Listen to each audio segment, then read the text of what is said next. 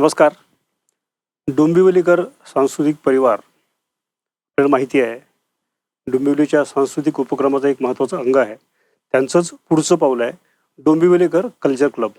आणि डोंबिवलीकर कल्चर क्लबच्या अंतर्गत आपण एक हा नवीन उपक्रम सुरू करतो आहे, टॉक शो. यात आपल्याला वेगवेगळ्या क्षेत्रातली मान्यवर भेटतील.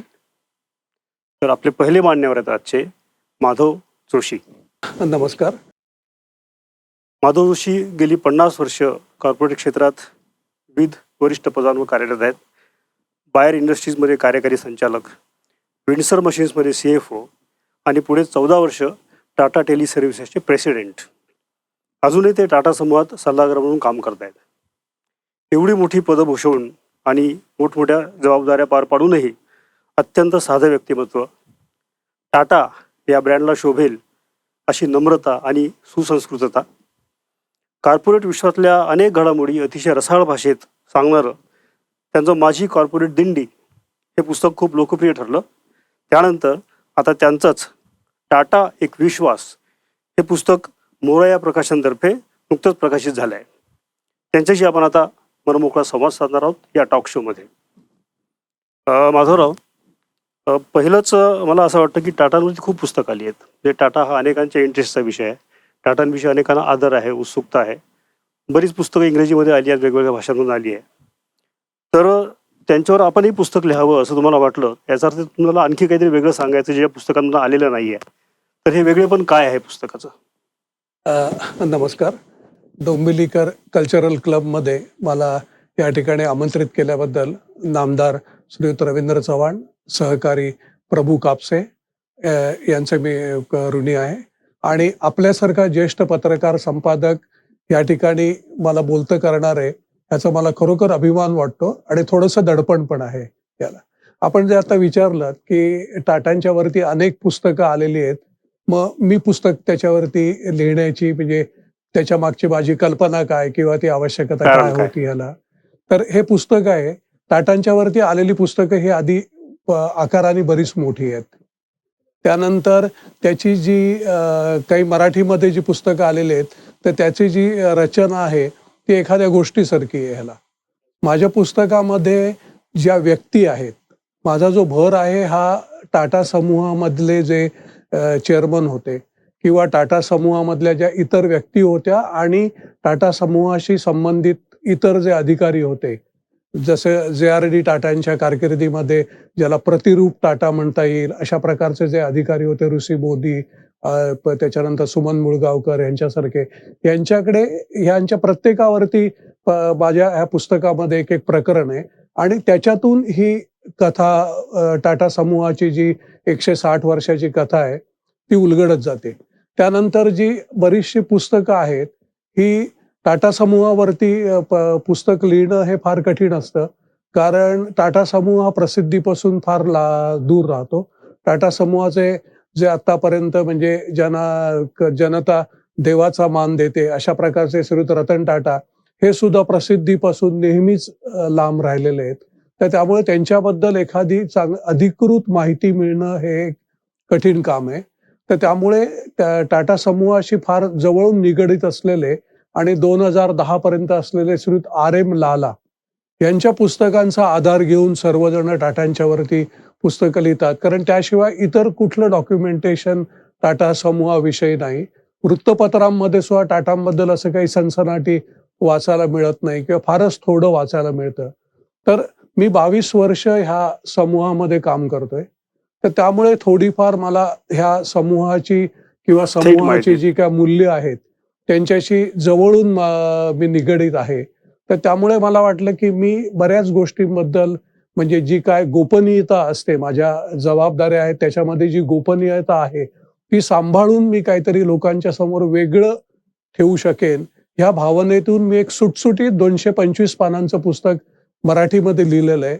आणि ह्याचीच एक पुढच्या 3 महिन्यामध्ये Tatas the epitome of the trust म्हणजे एक मूर्तरूप टाटा म्हणजे विश्वास, ह्याच बरोबर मूर्तरूप टाटा विश्वास म्हणजे एक टाटांचं मूर्तरूप, अशा प्रकारे हे पुस्तकही 3 महिन्यामध्ये येईल.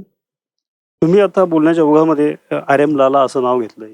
तुम्ही आज पुस्तकात पण त्यांचा उल्लेख केला आहे, त्यांच्याकडून माहिती मिळाल्याचा. पण तुमच्या संपूर्ण पुस्तकामध्ये आर एम लाला हे कुठल्या पदावर कार्यरत होते, कुठल्या अथॉरिटीमध्ये ते होते लालांकडे, टाटांकडे, ह्याचा उल्लेख नाही. हे आर एम लाला काय व्यक्तिमत्व आर होतं? एम लालांनी टाटा समूहावरती त्यांना ही हॅड ऍक्सेस किंवा म्हणजे त्यांना असं डेसिग्नेशन असं काही हे नव्हतं याच्यावरती, पण टाटांच्या वरती जेवढी काही पुस्तकं आली ही सर्व आर एम लालाने लिहिली. म्हणजे he was person who was devoted to Tata group. तर त्यामुळे जे आर डी टाटांच्या अतिशय जवळचं व्यक्तिमत्व होतं. आणि रतन टाटांना सुद्धा जवळजवळ त्यांनी 9-10 वर्षाची त्यांची कारकीर्द पहिली त्यांनी आर एम लालाने अतिशय जवळून पाहिलेली आहे. आणि हे एक म्हणजे मला वाटतं ग्रुपने केलेलं एक एक्सेप्शन होतं, की बाकी कुठेही जे एक पत्रकार किंवा जे लेखक आहेत त्यांना टाटा ग्रुपच्या फार जवळ जायला मिळालं नाही, पण आर एम टाटा मात्र हे ग्रुपचाच भाग होते. तर त्यामुळे अच्छा. त्यांची पुस्तकं हे अधिकृतपणे म्हणजे अधिकृत वृत्तांत असा मानला जातो त्या टाटा ग्रुपचा. तर टाटा एक विश्वास हे टायटल कसं सुचलं? शीर्षक तुम्हाला कशातनं सुचलंय? हे कसं सुचलं? आतापर्यंत आम्ही Tata is trust, Tata is trust हे, आणि लोकांच्या मनामध्ये सुद्धा हीच भावना असते, की टाटाचं एखादं कुठलंही उत्पादन घेतलं किंवा टाटा समूहाशी कोणत्याही प्रकारचा आपण जर व्यवहार केला तर आपली त्या ठिकाणी फसवणूक होणार नाही. चुका होऊ शकतील, पण त्या चुका दुरुस्त केल्या जातील. ही एक प्रत्येकाच्या मनामध्ये एक भावना असते. एक उदाहरण द्यायचं झालं त्यावेळेला इंडिका ही पहिली गाडी भारतामध्ये संपूर्ण भारतीय बनावटीची, कुणाबरोबरही कोलॅबोरेशन न करता गाडी 91-92 साली टाटा मोटर्सनी लॉन्च केली.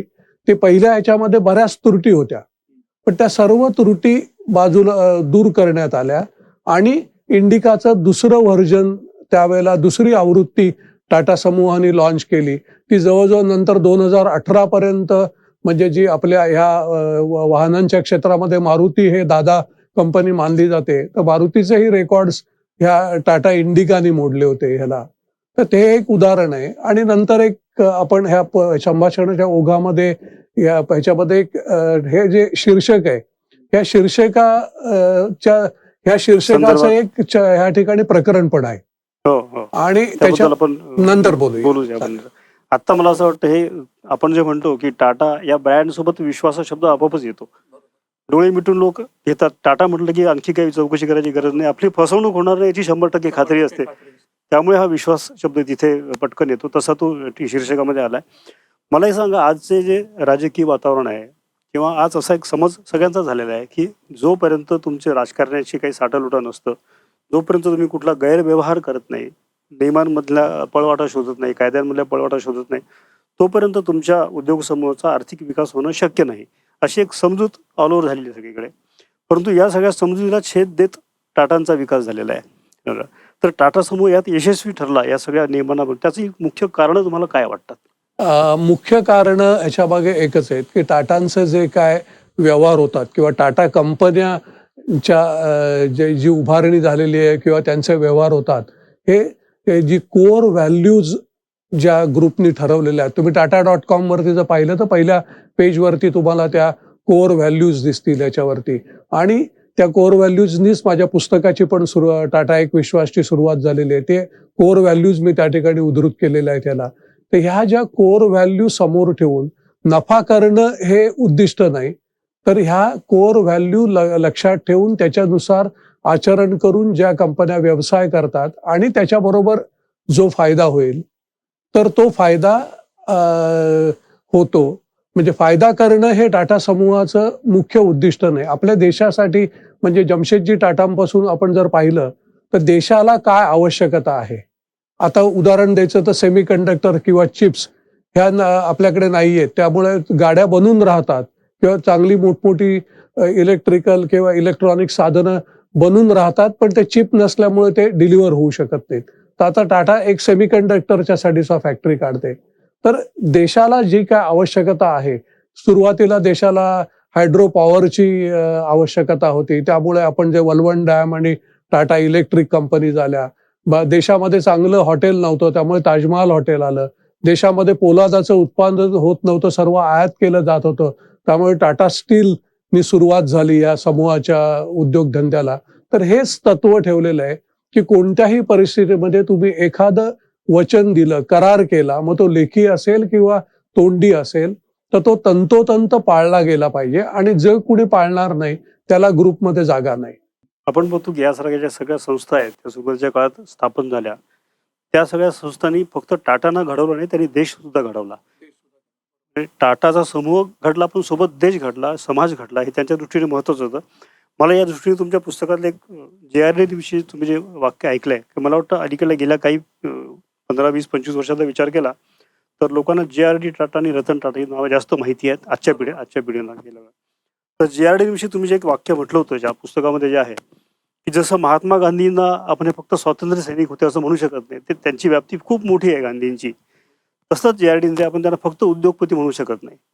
तर हे वाक्य तुम्ही थोडंसं एलॅबोरेट करून सांगा, की त्यांना तुम्हाला असं का म्हणावंसं वाटलं, की कारण JRD टाटा ह्यांना आधी 53 वर्षाचा कार्यकाळ त्यांचा होता. एक परवा एका समारंभामध्ये उल्लेख झाला की यांचं कार्य मोठं आहे आणि त्यांना दैवामुळे सुदैवामुळे त्यांना चांगलं आयुष्यही लाभलं. रतन टाटा किंवा JRD टाटा हे 91 साली पायउतार झाले आणि 38 ते 91 हे 53 वर्षाचा जो कालावधी आहे त्याच्यामध्ये ते टाटा उद्योग समूहाचे चेअरमन होते आणि त्यांनी पहिली भारतामध्ये जी एअर इंडिया म्हणून आता ओळखली जाते ही विमान कंपनी त्यांनी स्थापन केली. स्वतः त्यांनी कराची पासून जुहू एअरपोर्ट पर्यंत त्यांनी पहिली कमर्शियल फ्लाईट त्यांनी हे केली आणि नुसतं तेवढ्यावरच थांबले नाही. त्याची 30व्या वाढदिवसाला ह्याच्या 30व्या वाढदिवसा परत तशाच जुन्या प्रकारच्या विमानातून त्यांनी उड्डाण केलं. आणि नंतर परत 50वं वर्ष हे झालं त्यावेळेला त्यांचं JRDचं वय 78-79 त्यांचं वय होतं. तब्येत त्याच्या आधी जवळजवळ 1 महिनाभर ते हॉस्पिटलमध्ये होते. तरीही त्यांनी कुणाचंही म्हणणं न ऐकता त्यांच्या बरोबरचे जे टाटा सन्सचे जे संचालक होते त्यांचे कुटुंबियांचे सर्वांचं मत झुगारून देऊन त्यांनी परत एकदा तशाच जुन्या विमानातून त्यांनी कराची ते जुहू विमानातून त्यांनी हे केलं. त्यांनी तसा प्रवास केला आणि ही जी जिद्द होती JRDंच्याकडे आणि अतोनात देशप्रेम. ते फ्रेंच नागरिक होते. फ्रेंच भाषेवर त्यांचं अतिशय प्रभुत्व होतं. फ्रेंच मधली अनेक त्यांची कोटेशन्स त्यांच्या डायरीमध्ये लिहिलेली असायची आणि तरी सुद्धा त्यांनी ज्या वेळेला ते चेअरमन झाले, ते चेअरमन झाल्या त्यांनी त्यांचं जे फ्रेंच नागरिकत्व होतं ते त्यांनी देऊन त्यांनी भारतीय नागरिकत्व घेतलं. नंतर काही लोक आपल्याकडे अनेक भारतीय उद्योगपती आहेत की जे आयरिश किंवा अशा प्रकारचे, आता पालनजी ग्रुप मधले सायरस मिस्त्री किंवा पालनजी मिस्त्री हे सगळे आयरिश नागरिक होते. पण JRDनी मात्र आपण म्हणजे ह्याच्या आपली औद्योगिक कारकीर्द सुरू करायच्या आधी भारतीय नागरिकत्व त्यांनी घेतलं आणि देशासाठी जे काय पाहिजे, देशामधला जसा स्टील कारखाना यांच्या कारकिर्दीमध्ये झाला, दोराबजींच्या कारकिर्दीत झाला, देशामधलं पहिली केमिकल फॅक्टरी मिठापूरला दरबारी सेठ यांना बरोबर घेऊन JRDनी काढली. त्याच्यानंतर अनेक संस्था ज्या आपण आता म्हणतो की TIFR वगैरे ह्या ज्या संस्था आहेत किंवा टाटा कॅन्सर हॉस्पिटल, हे सर्व JRDंच्या कारकिर्दीमध्ये झालं. त्यांच्यासाठी देश हा मुख्य होता आणि जो टाटांचा व्यवसाय होता तो दुय्यम होता. त्यामुळेच फक्त उद्योगपती म्हणता नाही जाणार, त्यांचा विस्तार त्यामुळे ते खरोखर खऱ्या अर्थाने म्हणून त्यामुळेच त्यांनी आपल्या उद्योग क्षेत्रामधले ते एकमेव भारतीय रत्न आहेत. ज्यावेळेला व्यंकटरामन राष्ट्रपती होते 1993 साली, तेव्हा त्यांना भारताने जो सर्वोच्च नागरी पुरस्कार भारतरत्न आहे तो त्यांना दिलेला आहे आणि आतापर्यंत किंवा या आधी कुणालाही उद्योग क्षेत्रामधील हा पुरस्कार मिळालेला नाही. एकमेव उद्योगरत्न JRD टाटा आहे. मला तुमचं ते वाक्य आठवतं की तुम्ही म्हणाल होतात की टाटांना जेव्हा पुरस्कार दिला तेव्हा का दिला असं कोणी म्हटलं नाही आणि उलट का दिला नव्हता अशा प्रकारचं विचारलं गेलं. म्हणजे असा एकमेव उद्योगपती याला अपवाद ठरलेला. JRD हे अतिशय मिश्किल व्यक्तिमत्व होतं. म्हणजे राजकारण्यांवरती बद्दल तर ते फारच विनोदाने बोलायचे. तर ज्यावेळेला त्यांना सरकारनी पद्धत अशी असते की एखाद्या व्यक्तीला भारतरत्न किंवा कुठला मोठा पुरस्कार द्यायचा असेल तर त्याला आधी तो स्वीकारणार आहे की नाही ह्याची चाचपणी केली जाते, विचारलं जातं. JRDनं ज्यावेळेला विचारलं आहे की तुम्हाला भारतरत्न द्यायचे आहेत, आधी पद्मविभूषण ते होतेच याला, तर तुम्हाला भारतरत्न पुरस्कार द्यायचा आहे, तर त्यावेळेला त्यांची प्रतिक्रिया होती की मला वाटलं की भारतरत्न हे फक्त मृत्यूनंतर दिलं जातं किंवा राजकारण्यांना दिलं जातं. आणि सरकारच्या सोयीसाठी मी काही मरण पत्करणार नाहीये आणि राजकारणापासून तर मी किती लांब आहे सर्वांना माहिती आहे. एक मिश्किल व्यक्तिमत्व होतं जे.आर.डी. आणि त्यांना फक्त उद्योगांमध्ये नव्हे तर कला, क्रीडा अशा प्रत्येक क्षेत्रात रस होता. त्या क्षेत्रात ज्या लोकांना काही मदत हवी असेल, कुणी काही नवीन करतं, तर त्याच्याशी ते संपर्क साधायचे, त्यांना बोलावून घ्यायचे आणि त्यांना गरज मदत असेल हे त्या प्रकारे करायचे. मदत करायची. बरोबर. फार चौफेर दृष्टी होती त्यांच्याकडे. पण तुम्ही गेली 2 दशकं टाटा समूहासोबत आता आहात. तर ही जी सगळी मंडळी आहे, टाटा सगळी मंडळी, त्यांना त्यांची जी वरिष्ठ मंडळी असते त्यांच्याशी प्रत्यक्ष संवाद कितपत साधता येतो? काय असतं ते? आता म्हणजे खरं सांगायचं झालं तर मी कंपनी सेक्रेटरी होतो. कंपनी सेक्रेटरीचा संबंध चेअरमनशी किंवा 3 महिन्यातनं 2-3 दिवस येतो. ज्यावेळेला बोर्ड मीटिंग असते तर त्याचा अजेंडा पाठवायचा. तो त्यांच्या सेक्रेटरीच्या थ्रू त्यांच्याकडे जातो. त्यांना काय पाहिजे, काय नको हे त्याच्यावरती ते सेक्रेटरीच्या थ्रू निरोप येतो. आणि नंतर ज्यावेळेला बोर्ड मीटिंग होते त्यावेळेला 3 तास किंवा 4 तास तुम्ही त्यांच्या बाजूला बसता. हां. ही एवढी फक्त त्या चेअरमनशी तुमचा संबंध येतो. बाकी चेअरमनशी संबंध जर तुम्ही काहीतरी फार मोठं एखादं म्हणजे चांगलं केलं किंवा फार मोठं वाईट केलं तर कदाचित येऊ शकेल. पण माझे जे काय ग्रह होते की 2010-11 मध्ये ज्याला आपण 2G विवाद किंवा ज्याला बरेच जण 2G स्कॅम म्हणतात. पण आता 2017 साली सर्वांना ज्यांना अटक झाली होती, ते सर्व अंबुमणी राजा किंवा कनिमोई वगैरे सर्वांना त्या दोषमुक्त विशेष केलं न्यायालयाने दोषमुक्त केलेलं आहे. आणि आता दिल्ली हायकोर्टामध्ये सरकारचं अपील त्याच्यावरती सुनावणी पूर्ण होत आलेली आहे. तर ह्या 2G विवादामुळे टाटा बऱ्याच जे टेलिकॉम कंपन्या होत्या त्याचे प्रमुख होते, जे मॅनेजिंग डायरेक्टर्स वगैरे होते, त्यांना अटक झाली होती. आणि त्यावेळेला टाटा ग्रुपच्या पैकी किंवा वोडाफोन, आयडिया आणि एअरटेल ह्यांच्या कुणाला अटक झालेली नव्हती. तर त्यावेळेला असूयेपोटी अनेक आरोप टाटा समूहावरती केले गेले. आणि टाटा समूहाला अशी काही सवय नव्हती की त्यांच्याकडे कोणतरी बोटं दाखवील आणि तुम्ही असे आहात, तसे आहात, असे आरोप म्हणजे ते खोटे असले तरी सुद्धा त्यांना ती सवय नव्हती.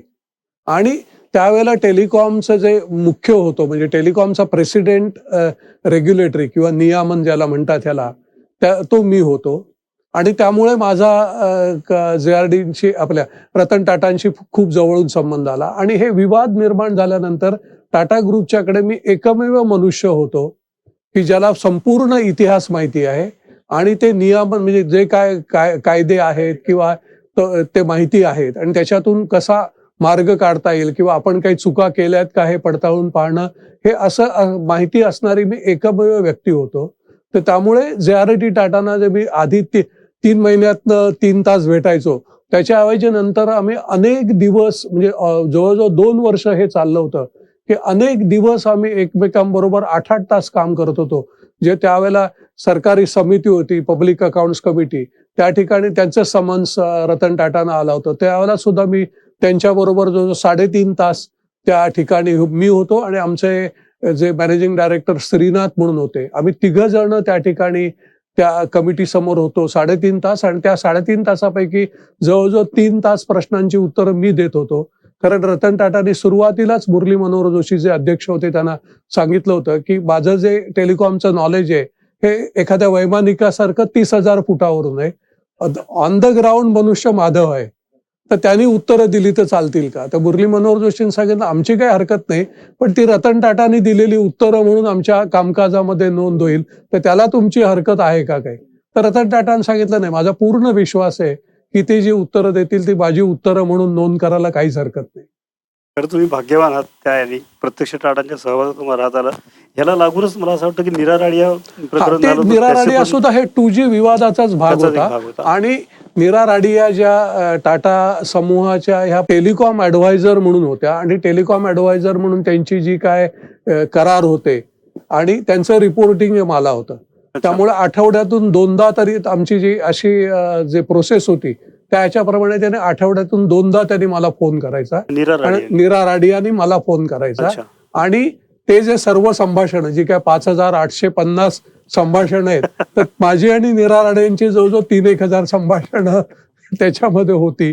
आणि नीरा राडियांचा जो स्वभाव होता की त्या पब्लिक रिलेशन ऍडवायझर असल्यामुळे ते एखादे म्हणजे कुठली गोष्ट असेल तर ती म्हणजे चढून चढाबडा चढाबडा के केला. बोलणं किंवा म्हणजे ज्याला आपण PR असल्यामुळे हा PR असल्यामुळे वल्गना म्हणजे हम्म. त्यांनी त्यांची एक टेप असं होतं की ह्यांना जे ए राजा टेलिकॉम मिनिस्टर झाले त्यांचं नाव मीच सुचवलं होतं. म्हणजे उद्या त्यांनी असं पण म्हणायला कमी केलं नसतं की मनमोहननं सुद्धा पंतप्रधान मीच केलं याच्यावरती, कारण तो त्यांचा व्यवसाय होता व्यवसाय. याला. आणि त्यामुळे आमचे नेहमी संभाषणं म्हणजे आमची ते नेहमी खटकेच उडायचे ह्याला. तर त्या निरा राडियांच्या ह्याच्यामध्ये अनेक ह्याच्यावरती आरोप झाले. त्यांची नंतर सुप्रीम कोर्टाच्या आदेशाप्रमाणे CBI चौकशी झाली हो. आणि ते काहीही सर्व निष्पन्न झाला वल्गना नाही. सापडल्या आणि क्लोजर रिपोर्ट आता मला वाटतं 2022 मध्ये फाईल केला CBIने की आम्हाला काहीही त्याच्यामधून कुठलीही क्रिमिनल गोष्ट सापडली नाही. पण टाटांना मनस्ताप खूप झाला त्या टाटांना काळामध्ये. मनस्ताप खूप झाला त्याच्यावरती, कारण ती ही संभाषणं होती नीरा राडिया, रतन टाटा यांची सुद्धा संभाषणं होती. ती सुद्धा काही काही जे काय आपण हे म्हणतो की लंगोटी पत्र म्हणतात हा. की जे साधारणपणे काही हजारांचा त्यांचा सर्क्युलेशन असतं, त्यांनी त्या ठिकाणी त्याच्यावरती चांगल्या रंजक कथा कथाच्या आपल्या. निर्माण करायचा प्रयत्न केला आणि त्यांनी अनेक ह्या छोट्या वृत्तपत्रांनी म्हटलं बाकीच्यांना अटक झाली, मग रतन टाटांना अटक का नाही. आणि हे झाल्यानंतर रतन टाटा नेहमी सांगतात की फोर्ब्सच्या लिस्टमध्ये माझं नाव जगातल्या श्रीमंतांमध्ये नाव येणार नाही. आता जर एक आपण माहिती घेतली झाली तर काही भारतीय हे 10वे 11वे हो. वगैरे आहेत. आपले गौतम अडाणी तर पहिलेच असते. जगामधले दुसरे होते काही काळ ह्याच्यावरती, आता 16वे आहेत त्याच्यावरती. पण रतन टाटांचा नंबर 411वा आहे. तर ते नेहमी सांगायचे फोर्ब्सच्या यादीमध्ये किंवा श्रीमंतांच्या यादीमध्ये हे असतं हे माझं उद्दिष्ट नाही आणि मला त्याच्यात काही आनंद पण मिळत नाही. माझं जे चारित्र्य आहे हीच माझी संपत्ती आहे आणि माझ्या चारित्र्यावरती उद्या जर कुणी शिंतोडे उडवले तर मात्र मी चवताळून त्याचा प्रतिकार करीन याला. आणि त्यामुळे हे जे त्यांच्यावर आरोप होत होते प्रत्येक वेळेला ते सांगत की आपण याच्यावरती बदनामीचा खटला का नाही करायचा. मग त्यांना पटवून द्यायला लागायचं की भारतामध्ये बदनामीचा खटला हा तुमच्या हयातीमध्ये त्याचा काही निकाल लागणार नाही आणि अतिशय खर्चिक आहे तो. मग इंग्लंडमध्ये का करायचं नाही. मग नंतर त्यांना आम्ही इंग्लंडमध्ये किती खर्च येतो आणि भारतीय व्यक्तींच्या विरुद्ध ते असेल तर ते सांगू शकतात की इंग्लंडमध्ये माझ्या विरुद्ध खटला चालवू नका. तर ते त्यांच्या दृष्टीने अतिशय तो क्लेशदायक 2 वर्षांचा हा होता आणि त्या ह्याच्यामध्ये आमचं फार जवळून संबंध आले. म्हणजे नुसतं त्यांनी मला कधी जोशी म्हटलं नाही, माधव म्हणजे फार थोडे लोक ज्यांना ते पहिल्या नावाने हाक मारायचे किंवा हाक मारतात. आता बरेच वर्षामध्ये जवळजवळ 10 वर्षात मी त्यांना भेटलेला नाही. त्यांची तब्येत आणि ह्याच्या आणि अतिशय खाजगी आयुष्य जगणारा हा मनुष्य आहे. तर त्यामुळे माझ्या कधीही मनामध्ये आलं नाही की त्यांना माझ्या निवृत्तीनंतर त्यांच्या निवृत्तीनंतर त्यांना जाऊन भेटावं, त्यांच्याबरोबर फोटो काढावा. आम्ही नोकरी करत असताना कधीही एकमेकांबरोबर फोटो काढला नाही. हा जो विश्वास आहे टाटांविषयीचा, तुम्ही प्रत्यक्ष त्यांच्या संपर्कात आलात, पण कधी कधी असं पण होत असेल की तुमच्या एखाद्या गोष्टीविषयी मतभेद झाले तर ते व्यक्त होत होते का, म्हणजे कशा प्रकारे? हो, म्हणजे माझा स्वतःचा स्वभाव आहे की याच्यावरती मी जिथे नोकरी करतो त्या संस्थेचा किंवा त्या कंपनीसाठी मी कंपनीच्या हित पाहून मी नोकरी करतो. म्हणजे त्या ठिकाणी जो कोणी प्रमुख आहे त्याला काय वाटतं वगैरे, कारण आपण हे प्रोफेशनल हे असतो ह्याला. तर आपल्याला काय ह्या ठिकाणी जर नाही आवडलं दुसऱ्या ठिकाणी नोकरी मिळू शकेल. तर म्हणजे रतन टाटा यांच्याबरोबर सुद्धा बरेच वेळेला म्हणजे मतभेद व्हायचे. आता मी ह्या टाटा टेलिसर्व्हिसेस मधला प्रेसिडेंट मनुष्य, म्हणजे माझ्यावर संचालक मंडळ, मॅनेजिंग डायरेक्टर आणि ते चेअरमन होते. म्हणजे माझा आणि त्यांच्यामध्ये बरीच तफावत होती. आमच्या ग्रेड्स मध्ये बऱ्याच पायऱ्या होत्या. तर तरी सुद्धा मी धीटपणे आणि नोकरीची पर्वा न करता मी माझे जे काय मतं असायची तर ती मतं मी त्यांच्या समोर मांडायचो आणि त्याच्यावरती मी ठाम राहायचो. आणि बरेच वेळेला मग असं व्हायचं की त्यांना ते सुरुवातीला पटायचं नाही याच्यावरती आणि मग नंतर काही वेळानंतर काही ह्याच्यानंतर परत एकदा मी तेच सांगितल्यानंतर मग त्यांच्या सेक्रेटरीकडून फोन यायचा की बॉस ॲग्रीज विथ यू. तुम्ही तुमच्या मतावरती ठाम मी माझ्या मतावरती बरोबर, कारण मी त्यांना सांगायच्या आधी पूर्णपणे खात्री करून की जे टाटा समूहाच्या दृष्टीने, म्हणजे माझी कंपनीत नाही तर समूहाच्या दृष्टीने काय हिताचं आहे हे करणं. कारण टाटा समूह असायच्या याच्यावरती लोकांचा अमर्याद विश्वास आहे ह्याला. तर आपण कुठले एखादे बाकीच्या सारखे जे सवंग उपाय असतात की आमच्यावर आरोप झाले म्हणून एखादी जाहिरात द्या आणि ह्याच्यावरती म्हणजे नंतर दुसऱ्या एका समूहाने ते केलं की पूर्ण पानाच्या जाहिराती हो, दिल्या की आता आमच्यावर झालं. हा आरोप आणि नंतर त्याला हे उत्तर आहे. तर मी त्याला अशा प्रकारचे सुद्धा जे मार्ग आहेत, तर माझा पूर्णपणे नेहमी त्यांना सल्ला होता की टाटा ग्रुप हा टाटा ग्रुप आहे. लोकांचा याच्यावर अमर्याद विश्वास आहे. तर आपण असे प्रकार काही करायचे नाहीत ह्याच्यासाठी. मला वाटतं या विश्वासाचं एक मोठं उदाहरण तुम्ही पुस्तकात पण दिलेलं आहे. तो किस्सा खरं तर खूपच म्हणजे टाटा म्हणजे काय आहेत टाटा हे सांगणार आहे.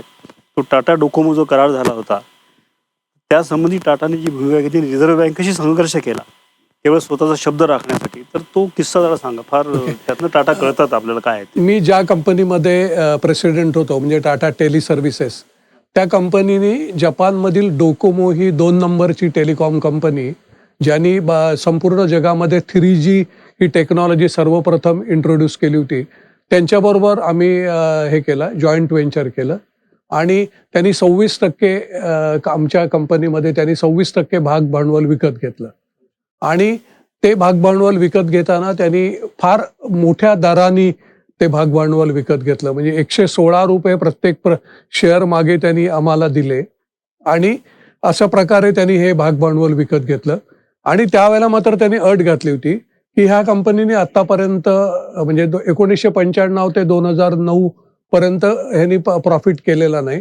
तर पुढच्या 4 वर्षामध्ये ह्या कंपनीने प्रॉफिट केला पाहिजे आणि एवढे ग्राहक ह्या कंपनीकडे असले पाहिजेत आणि ह्या जर अटी पूर्ण झाल्या नाहीत, ह्या कंपनीकडून पूर्ण झाल्या नाहीत, तर ह्या कंपनीचे जे प्रवर्तक किंवा प्रमोटर टाटा सन्स आहेत, त्यांनी आम्ही जी गुंतवणूक करू त्यातले अर्धे पैसे त्यांनी आम्हाला परत केले पाहिजेत आणि त्यांनी 13,000 कोटी रुपये त्यांनी आमच्या कंपनीमध्ये त्यांनी एक रकमी एका दिवशी 25 मार्च 2009ला त्यांनी ते गुंतवले आणि आम्ही तो करार सही केला.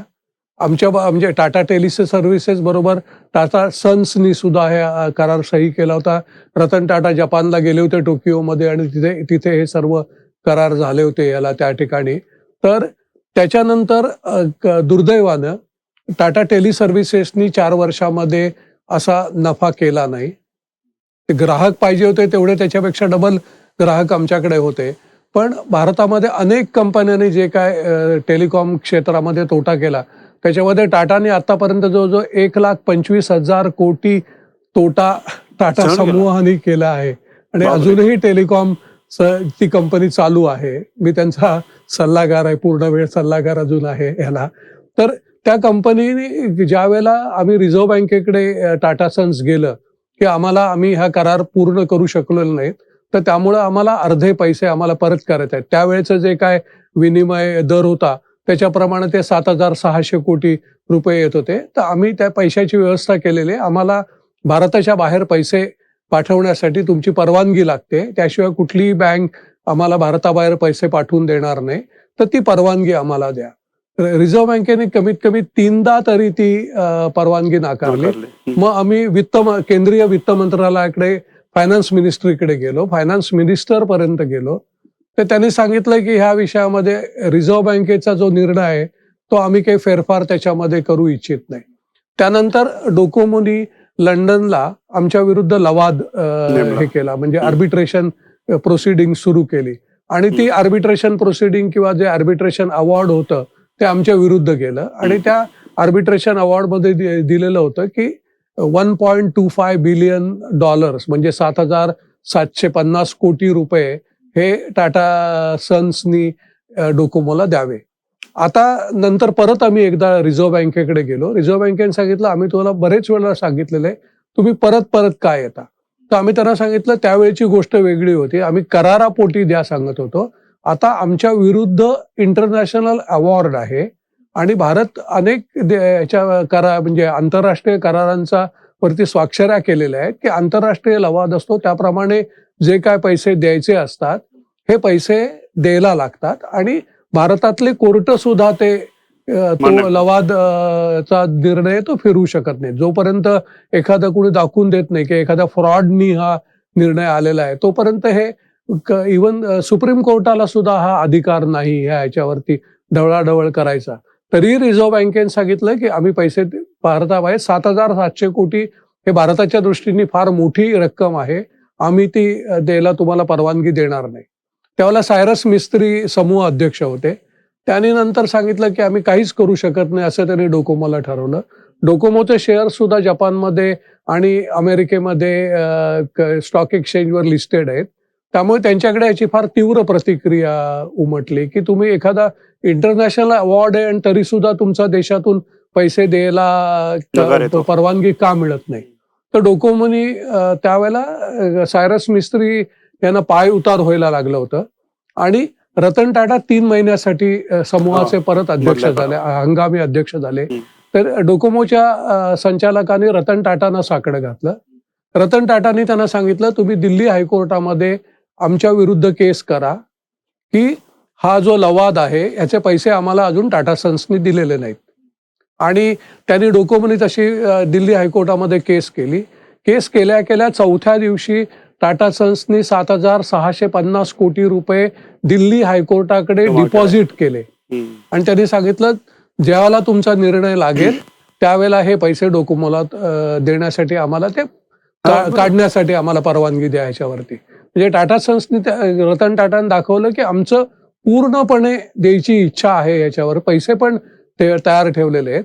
तर त्यावेळेला रिझर्व्ह बँकेने दिल्ली हायकोर्टाला विनंती केली की तुम्ही आम्हाला पण त्याला पार्टी करून घ्या. दिल्ली हायकोर्टाने सांगितलं तुम्हाला पार्टी करून नाही घेणार त्या केसमध्ये, पण तुम्हाला आम्ही आर्ग्युमेंट्स करायची मात्र संधी देऊ. मग त्यांनी रिझर्व्ह बँकेने सांगितलं आम्हाला वेळ पाहिजे. त्याने 1 महिन्याचा वेळ दिल्ली हायकोर्टाने दिला आणि 1 महिन्यानंतर सुद्धा रिझर्व्ह बँकेला त्यांनी एकच प्रश्न कोर्टाने दिल्ली हायकोर्टाने विचारला होता, तुम्ही असा एखादा नियम किंवा सेक्शन आम्हाला दाखवा की ज्या योगे हे पैसे पाठवायला बंदी आहे किंवा तुमच्या परवानगीची आवश्यकता आहे असं पण हे दाखवा, हा किंवा बंदी आहे, हे दोन्हीपैकी काहीतरी दाखवा. रिझर्व्ह बँक काही दाखवू शकलं नाही. त्यामुळे त्यांनी कोर्टाने सांगितलं की टाटांनी येत्या 1 महिन्यामध्ये हे पैसे डोकोमोला द्यायचे आणि त्यामुळे हे डोकोमोला पैसे द्यायला लागले. जर टाटांनी ठरवलं असतं तर म्हणजे शकले रतन असते टाटांनी म्हणजे. ठरवलं असतं तर हे 7,650 कोटी ते न नका देता सुद्धा त्यांना कुणी दोष दिला नसता, खरं आहे. कारण सरकारचं सरकार धोरण नाही आहे म्हटल्यानंतर तिथे काय करणार याला. तर त्यामुळे माझं हे जे पुस्तकाचं शीर्षक आहे की म्हणजे टाटा हा एक विश्वास. विश्वास का आहे? अजूनही आता डोकोमो बरोबर टाटा समूहाचे कुठलेही बिझनेस रिलेशन्स नाहीत, पण अजूनही टाटा म्हणजे डोकोमो ग्रुपमध्ये रतन टाटा हे देवासारखे आहेत त्याला. पण आता हा जो डोकोमोचा हे होता इश्यू होता, असं टाटांच्या उद्योग समूहाच्या आयुष्यामध्ये असे अप्स अँड डाऊन्स बरेच आले. कुठल्या उद्योग समूहाच्या आयुष्यात येतात. त्याच्यामध्ये एक तुम्ही फार इंटरेस्टिंग जुबिली हिऱ्याची कथा दिलेली आहे ती, की म्हणजे खूप छान आहे. म्हणजे एखादा बरोबर. सिनेमासारखी ती कथा आहे. तर असं पण होत असतं. तर ते काय नेमकं प्रकरण होतं ओके. जुबिली हिऱ्याचं? दोराबजी टाटा म्हणजे दोराबजी टाटा जमशेदजी जगातला. टाटा जे संस्थापक टाटा समूहाचा आहे त्यांचा मोठा मुलगा. आणि मी म्हटलं त्याप्रमाणे जमशेदजींच्या इतकंच कार्य दोराबजी टाटांचं आहे, पण दुर्दैवाने त्यांना पाहिजे तेवढी प्रसिद्धी मिळाली नाही. जमशेदजींनी स्वप्न पाहिली, ती सर्व स्वप्न त्यांच्या मुलांनी दोराबजी रतनजी यांनी ती पुरी केली ह्याच्यावरती. तर दोराबजी टाटांनी त्यांच्या बायकोसाठी, म्हणजे मला वाटतं मेहेर नाव होतं तिचं, मेहेरसाठी 1 लाख पौंड देऊन इंग्लंडमधून एक हिरा विकत घेतला. त्यावेळेला राणीचा राज्याभिषेक होता. त्यामुळे ते हिरे ज्यांनी त्याला जे हे दिलं होतं त्या म्हणजे त्या ह्याच्यावरती तो हिरा हा केला होता, रॉपासून ज्यांनी फिनिश केला होता, त्या कारागिरांना तो राणीला मुकुटासाठी भेट द्यायचा होता. पण दोराबजीने त्यांची समजूत घातली आणि त्यांनी 1 लाख रुपये तुम्हाला, $1 लाख तुम्हाला देतो असं त्यांनी सांगून तो हिरा विकत घेतला. आणि 1924 साली काय झालं की यांनी दोराबजींनी टाटा स्टील त्यावेळेला चालू होती, टाटा स्टीलचा त्यांनी खूप विस्तार केला. आणि त्यावेळेला दुर्दैवाने काय झालं, जपान भारताचा मोठा ग्राहक होता, म्हणजे जपान भारतातून पोलाद आयात करत असे. तर त्यावेळेला तिथे मोठा भूकंप झाला होता जपानमध्ये आणि त्यामुळे जपानचं जे इम्पोर्ट्स होते ते जवळजवळ निम्म्यापेक्षा कमीवर आले. त्यानंतर त्याच वेळेला भारतामध्ये बेल्जियम आणि इंग्लंडमधून मोठ्या प्रमाणामध्ये अतिशय स्वस्त पोलाद यायला लागलं. हा, कारण तिकडे सुद्धा मागणी नव्हती, त्यामुळे ते मिळेल त्या भावाला ते भारतामध्ये पाठवत होते.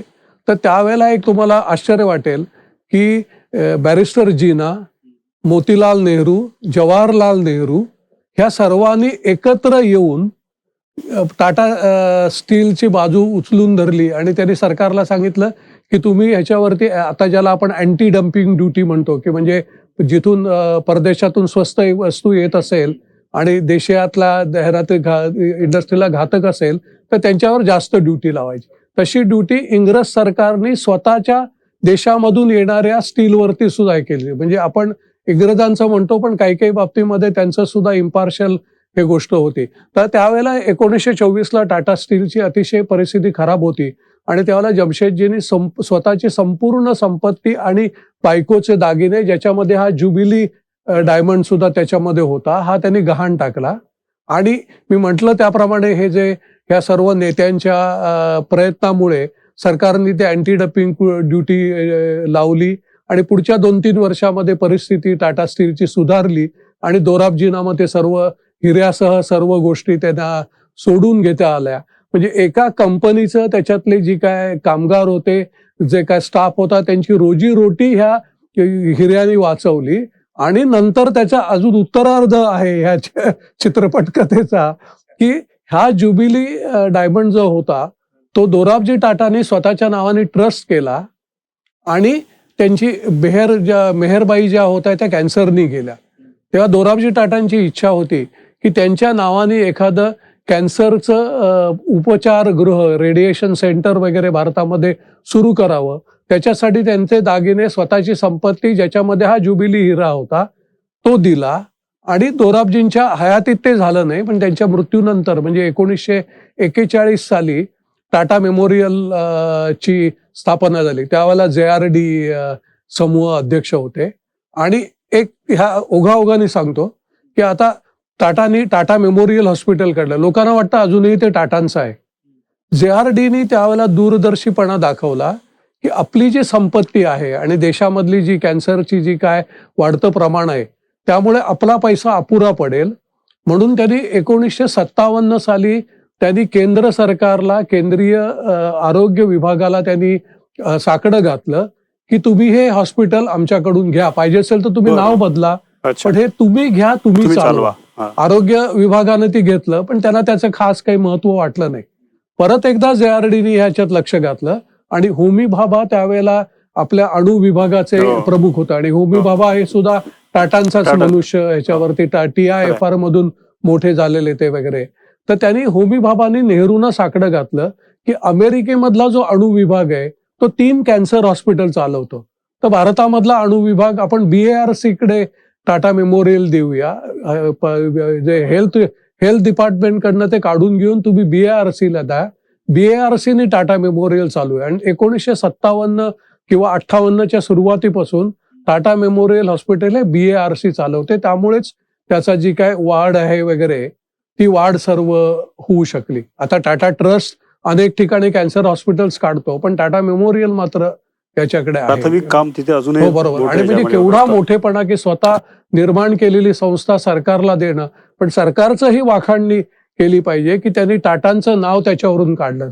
नेहरू होते त्यामध्ये शक्य झालं त्या. नेहरू आणि यांचं जे संबंध होते फार विचित्र संबंध होते. दोघे मित्र होते, पण कधीही त्यांचं राजकारण किंवा देशातल्या जे काय धोरणं होती त्याच्याबद्दल कधीही एकमत झालं नाही. JRD इतके स्पष्ट वक्तव्य होते की ते नेहरूंनाही सांगायचे की हे तुमचं मला मान्य नाही याच्यावरती. पण एकमत नव्हतं. इंदिरा गांधींच्या लग्नासाठी त्यांना नेहरूंनी फोन करून त्यांना निमंत्रण दिलं होतं, पण JRD टाटा एवढे म्हणजे लाजाळू होते की त्या ठिकाणी बरेच लोक असतील म्हणून हा मनुष्य त्या ठिकाणी, इंदिरेला ते पुतणी मानायचे याला, तरी सुद्धा ते इंदिराच्या लग्नाला गेले नाहीत. टाटांमध्ये असं एका पिढीने स्वप्न बघायचं, दुसऱ्या पिढीने पूर्ण करायचं, असं खूपदा झालेलं आहे. म्हणजे खूप मोठी मोठी स्वप्न होती. त्यामुळे आता ताजमहालचं पण एक असं उदाहरण आहे की 1898ला ताजमहाल काम सुरू झालं. तेव्हा त्यात एक रावसाहेब काय सीताराम खंडेराव ते वैद्य होते तिकडे.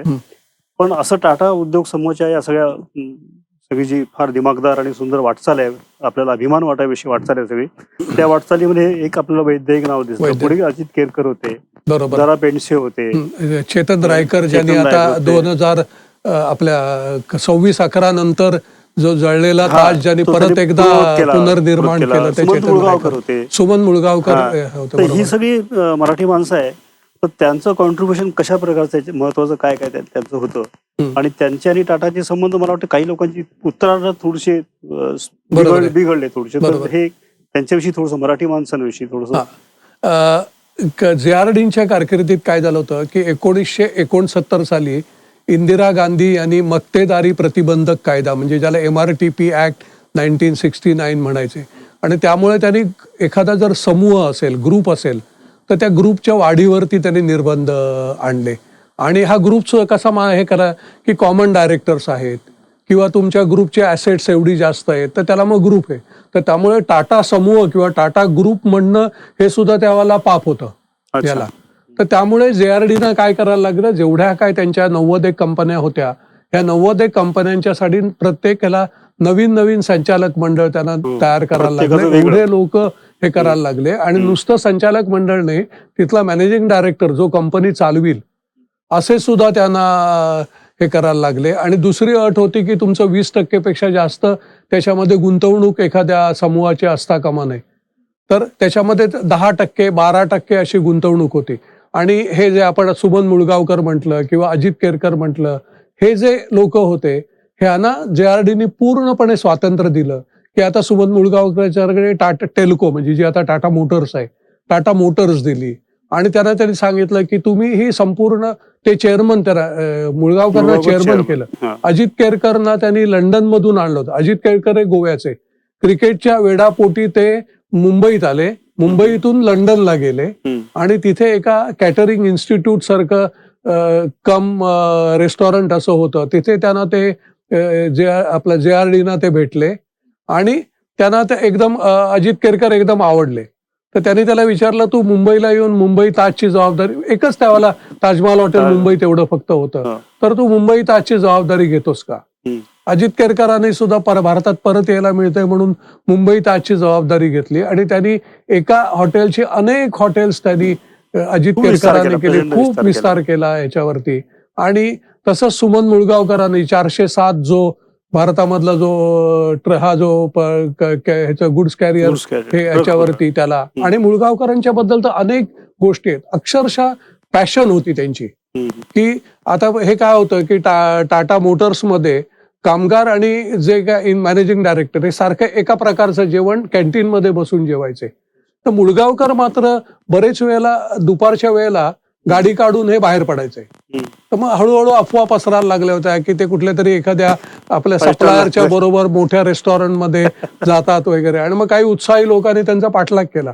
तर मुळगावकर गेले होते कुठे, रस्त्याच्या बाजूला असलेल्या एका धाब्यावरती खाटल्यावरती बसून तिथल्या ड्रायव्हर्स बरोबर गप्पा मारत त्यांच्याबरोबर रोटी आणि त्यांचं हे खाणं ते खात होते. त्या ठिकाणी फीडबॅक घेण्याची त्यांची ते बरेच वेळेला ज्यावर देशामध्ये फिरायचे आणि समोरून टाटा ट्रक यायला लागला तर असा हात करून ते त्याला थांबवायचे, त्याची 5 मिनिटं त्या ड्रायव्हरची घ्यायचे आणि त्याला विचारायचे आपको कुछ तकलीफ तो नाही आहे, आणि नाहीतर ते बरोबर लिहून घ्यायचे आणि परत ऑफिसमध्ये आल्यानंतर ती समस्या कशी सोडवता येईल हे त्यांनी. ह्या माणसाने जवळजवळ 10 ते 12 लाख झाडं त्यांनी पिंपरीला 12 वर्ष तिथे उत्पादन न होता त्यांनी जी पिंपरीचा जो कारखाना आहे ह्याचा तो त्यांनी डेव्हलप केला. तिथल्या आजूबाजूच्या लोकांना रिक्रूट करून त्यांना परदेशात पाठवून त्यांना ट्रेनिंग दिलं आणि 12 वर्षानंतर पहिला तिथे माल ट्रक त्या ठिकाणी उत्पादन झालं. पण JRDचाही पेशन्स होता, 12 वर्ष गुंतवणूक फक्त करत राहायचं. पण ते JRD म्हणायचे he is not building a factory,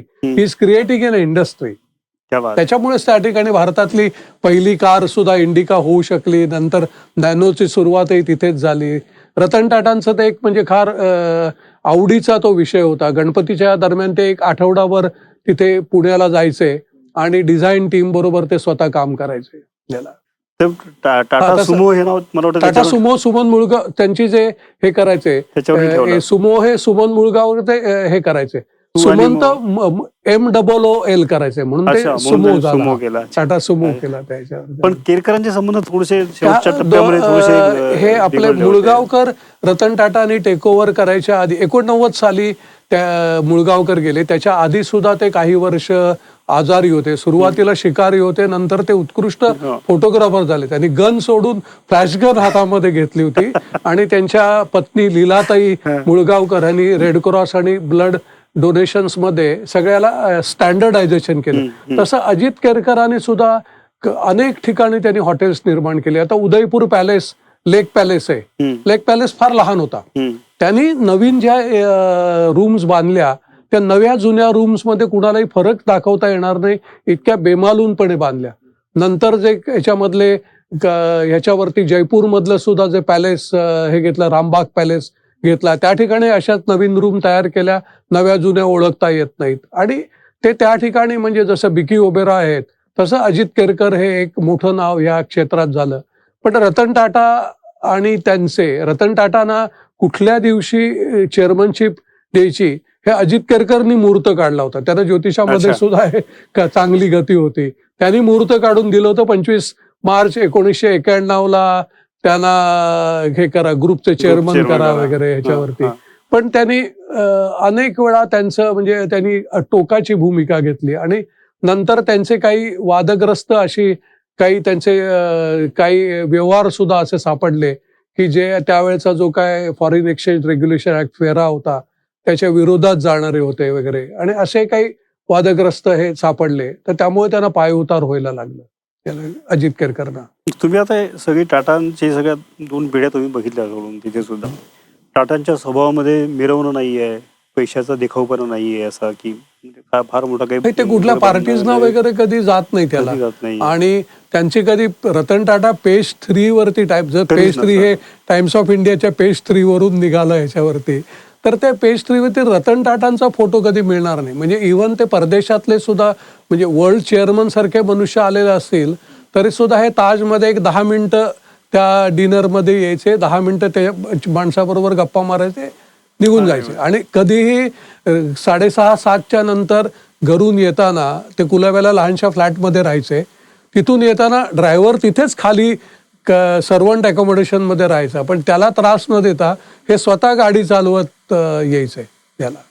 एवढा साधा माणूस खरोखर. पण मग त्यांचा साधा दिनक्रम, आवडी-निवडी, याच्या बाहेरचे छंद, खाण्यापिण्याच्या आवडी, असं काय पर्सनल काय खाण्यापिण्याच्या आवडी तसं म्हणजे त्यांना जे आपण हे सटरफटर म्हणतो. आता उदाहरणार्थ बोर्ड मीटिंग चालू असेल तर समोर आपल्या ते पोलो म्हणजे मिंट विथ होल वगैरे जे होतं ना, किंवा खारे काजू हे समोर ठेवलेले असले तर कधी कधी ते म्हणजे त्याच्या डाव्या बाजूला मी बसायचो, माझ्या समोरचं पण बाऊल ते म्हणजे ह्या गोष्टींची, किंवा ज्याला आपण स्टार्टर्स म्हणतो हे ह्याच्यावरती. आता आम्ही कुठे ताजच तिथे वेलिंग्टन म्यूज म्हणून एक हे आहे जिथे काही मीटिंग रूम्स आहेत, तर त्या ठिकाणी असे काही स्नॅक्स वगैरे किंवा अशा प्रकारची त्यांना खायची आवड आहे याला. मात्र दुपारचं ते जे बॉम्बे हाऊसमध्ये जेवायचे ती फक्त सॅलड्स फक्त ते जेवायचे. डायरेक्टरसाठी एक वेगळी लंच रूम होती. पण 1-2दा त्यांच्याबरोबर बाहेरचे कुणी आले होते त्यांच्याबरोबर त्या ठिकाणी त्यांच्याबरोबर जेवायची वेळ आली, माझ्या म्हणजे मला संधी मिळाली तर त्यावेळेला फक्त सॅलड्स ते खायचे ह्याच्यावरती. तुम्ही या सगळ्या टाटांच्या ह्याच्यामध्ये शेवटी असा उल्लेख केलाय की टाटाचा हल्ली आता कन्झ्युमर बिझनेसकडे टाटा वाढत आहे. तर हा बदल काय आहे आणि का होत आहे? बरोबर. आता उदाहरणार्थ मीठ होतं हे सुरुवातीला टाटा केमिकल होतं, नंतर ते टाटा कन्झ्युमर मध्ये आलं. नंतर आता गेल्या 1-1.5 वर्षामध्ये बिग बास्केट जी रिटेल चेन आहे ती विकत घेतली गेली. 1mg हा जो ऑनलाईन औषधं मागवायचा प्लॅटफॉर्म आहे तो विकत घेतला गेला. आणि असे कन्झ्युमर, त्याच्यानंतर एअर इंडिया घेतली. एअर इंडिया ही आता कन्झ्युमर कंपनीच आहे, ती विकत घेतली गेली. तर ह्या सगळ्या गोष्टीमध्ये जो कन्झ्युमर फोकस नव्हता तो कन्झ्युमर फोकस आता इथे. आता उदाहरणार्थ मला स्वतःलाही धक्का बसला ज्यावेळेला टाटा समूहाने IPL स्पॉन्सरशिप घेतली.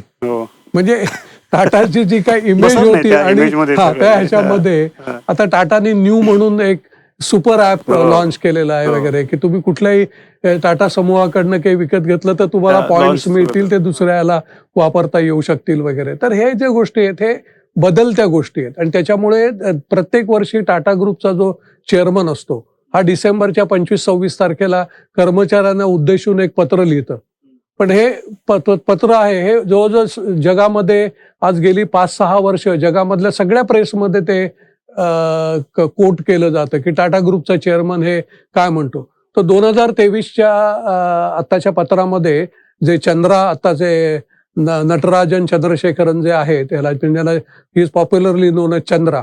तर चंद्राने हे लिहिलं आहे की आता आपण कन्झ्युमर बिझनेसमध्ये आहोत.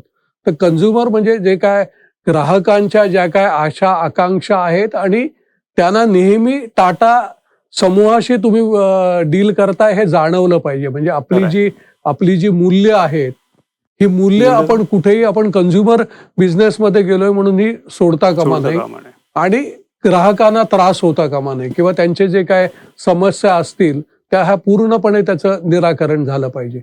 म्हणजे हा एक त्याच्यामधली भावना पूर्णपणे आहे की कन्झ्युमरमध्ये आहे म्हणजे त्यांना they are left on their own अशातला प्रकार नाही ह्याला. म्हणजे त्याचं जरी टोन बदलला बिझनेसचा तरी टाटाचे core values remain the same. कायम राहिला पाहिजे. मला असं टाटा हा विश्वास म्हणजे जसा बरोबर टाटावर लोकांचा विश्वास आहे बरोबर तुमचा विश्वास मला यातनं दिसतो की तुम्ही या पुस्तकानं जी रॉयल्टी मिळणार आहे ती तुम्ही टाटा ट्रस्टला द्यायचं जाहीर केलेलं आहे. बरोबर आहे. कारण हे पुस्तक म्हणजे कुणाचंही चरित्र लिहायचं असेल तर तुम्ही तिथे काही फिक्शन सारखं स्वतःची कल्पना लढू शकत नाही. आणि मी सुरुवातीला सांगितलं की RM लाला किंवा टाटा आर्काइव्ह tata.com याच्यावरून बरंचसं मटेरियल घ्यायला लागलं. बाकीच्या इतर वृत्तपत्रांमधून वगैरे असं फारच थोडं मिळालं. मी सुरुवातीला सांगितलं हे प्रसिद्धी परांगमुख असल्यामुळे. तर त्यामुळे हे जे काय मिळेल आधी मराठीमध्ये आपल्याला मानधन एक मला वाटतं आभास असतो ह्याच्यावरती पण जे काय मिळेल ह्याच्यावरती ते त्याच्यावर माझा हक्क नाही तर ते मी टाटा ट्रस्टला देणार असं ठरवलेलं आहे. आजच्या गप्पांमध्ये आपण टाटा एक विश्वास विषयी जे काय ऐकलं ते फक्त एक झलक आहे. तुम्ही प्रत्यक्ष पुस्तक जर विकत घेतलं तर तुम्हाला यापेक्षा खूप जास्त माहिती मिळेल. अधिक टाटा समूह समजून घ्यायला मदत होईल. तर या निमित्ताने तुम्ही इथे आमच्याशी आलात, आमच्याशी गप्पा मारल्या, या टॉक शोमध्ये आलात त्याबद्दल तुमचे मनापासून आभार. नाही मला आभार मी मानले पाहिजेत कारण डोंबिवलीकर कल्चरल क्लबच्या पहिल्या कार्यक्रमामध्ये या टॉक शोच्या पहिल्या आवृत्तीमध्ये किंवा पहिल्या याच्यामध्ये मी एपिसोडमध्ये मला तुम्ही बोलावलं आणि आपल्यासारखे ज्येष्ठ पत्रकार आणि पत्रकार म्हणण्यापेक्षा अष्टपैलू व्यक्तिमत्व तुमच्या तंबी दुरायचा तर मी म्हणजे वाचक आहे कुठलेही रविवारचे पेपर आल्यानंतर पहिला स्तंभ मी तंबी दुराय वाचतो आणि नेहमी अचंबित होतो की तुम्हाला हे विषय सुचले कसे. आम्ही पण त्या बातम्या वाचल्या होत्या पण तुम्हाला तो विषय सुचतो कसा. तर तुम्हीही ह्या ठिकाणी मला बोलते केलं ह्या ठिकाणी माझं खरोखर हे भाग्य आहे. आणि डोंबिवलीकर नामदार रवींद्र चव्हाण प्रभू कापसे यांचाही मी खरोखर ऋणी आहे. आणि अशीच वारंवार संधी चांगली पुस्तकं माझ्या हातून निर्माण होऊ दे आणि डोंबिवलीकर ह्या कल्चरल क्लबमध्ये प्रत्यक्ष नंतर कार्यक्रम होणार आहेत त्याच्यामध्येही मला निमंत्रण येऊ अशी मी आशा व्यक्त करतो. आणि परत एकदा आपलं ऋणनिर्देश करून मी माझं वाणीला विराम देतो. धन्यवाद.